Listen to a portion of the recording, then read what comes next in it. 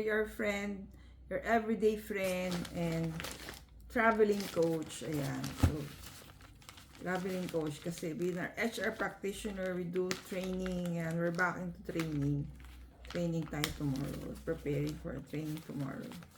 So, we also went during the weekend to Cabanatuan. So, we went to Robinson's Cabanatuan. Robinson's Townville, Cabato. Where there's a book sale. Ayan. Siyempre, when there's a book sale, we have a haul. Yan, the handbook for leaders. Ito, this is journal ba to? It's a journal prompt. Through You. A guide to becoming a faith girl and starting your own club. Ayan, pwede pang mag-organize.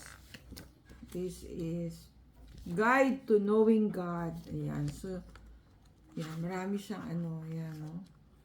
You can adapt, we can share with you, we can do in our arts, yan. Strong faith for tough times. So, toolbox siya. So, yan, mga, din, question, reflection, Bible verses, God's, prescription for health and wholeness ni James Gills. So, yan, this is 95 pesos. This is, would you believe, 10 pesos, 35 pesos,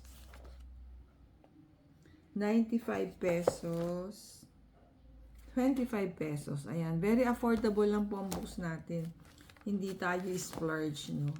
You just choose yung mga sale items na we can read and share with you yung ating mga knowledge about that we get from this book. Stay safe, everyone. God bless you all. Thank you for watching. See you in our next video.